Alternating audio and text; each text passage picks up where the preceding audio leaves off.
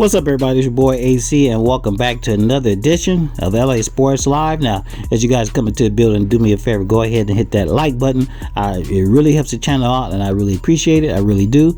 And if you're new to the channel, if you just found a brother, man, hook me up. Go ahead and subscribe. And while you're at it, make sure you hit that notification bell so you'll be notified every day when we drop new videos here on YouTube, especially these Laker videos.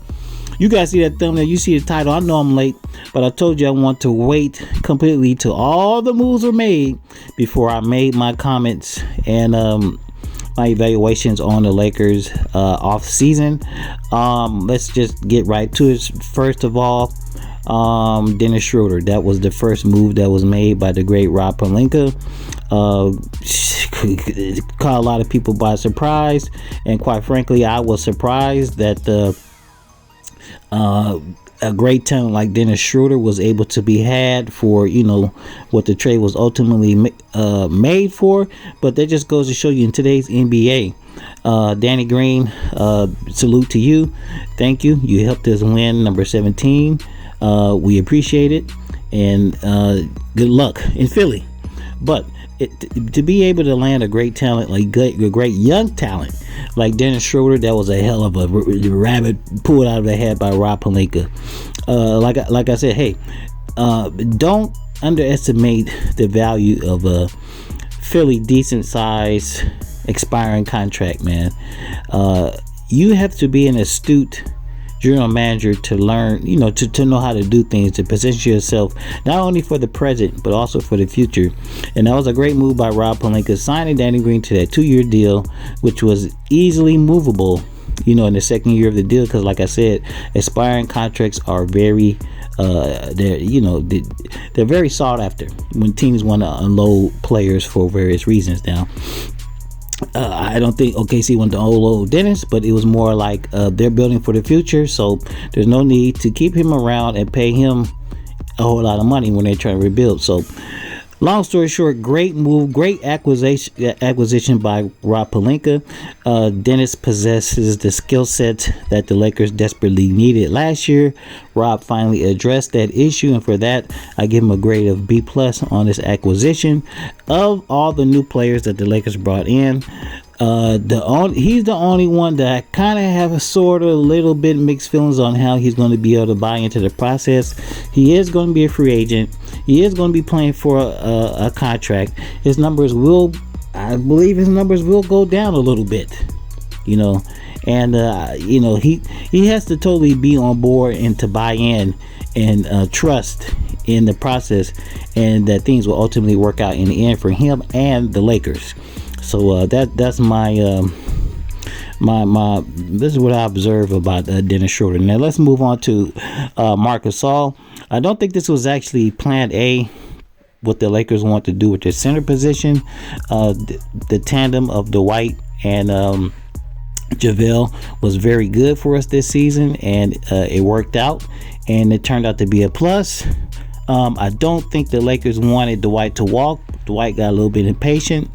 Things happen. So the good thing about Rob Pelinka, he is able to think and move on the fly, and he was able to quickly regroup, and what I believe is to move on to plan B or C in acquiring Marc Gasol.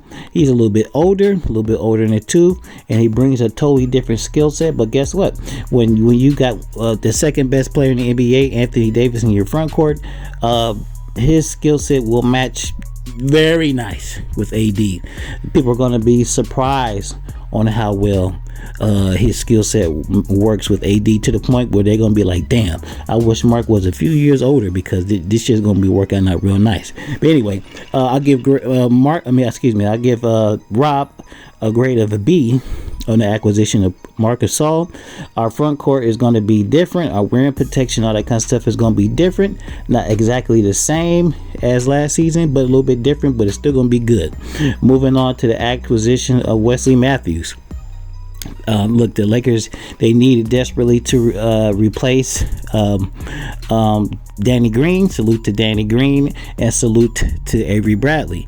They were big parts of the Lakers last season. Unfortunately, Avery didn't play in the bubble, so he didn't get to experience winning the championship, and he decided to move on. Hey man, good luck to you. Good luck to Danny in Philadelphia. But again, like I said, Rob Pelinka is an excellent basketball mind. He was able to quickly regroup and land a very good, similar player, younger player than Danny Green in Wesley Matthews. And I think he's going to be a great fit with Kentavious Caldwell-Pope, KCP, in the Lakers backcourt. So another good move for Rob Pelinka. I give that grade of a B also.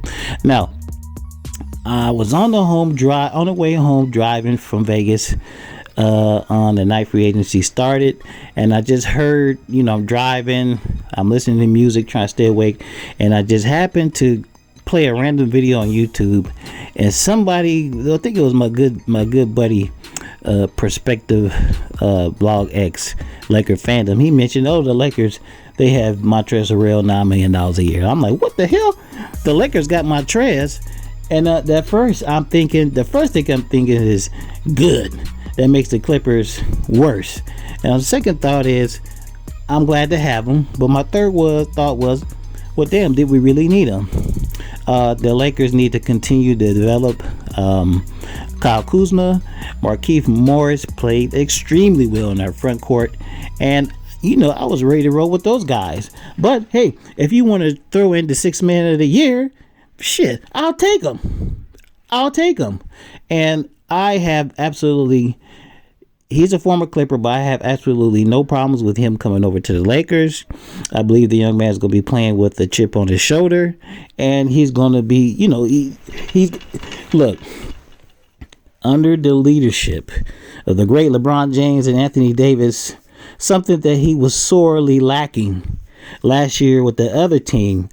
Montrez is going to be a monster. Now, I don't know if he's going to start, come off the bench, or whatever the case may be, but Montrez is going to have a monster year, to the point where I'm kind of sort of have mixed feelings about it, because I kind of feel sorry for OKK Kyle Kuzma, because somebody's minutes are going to get cut into, and I kind of foresee a little logjam there with Kyle Kuzma, Montrez, and Markieff.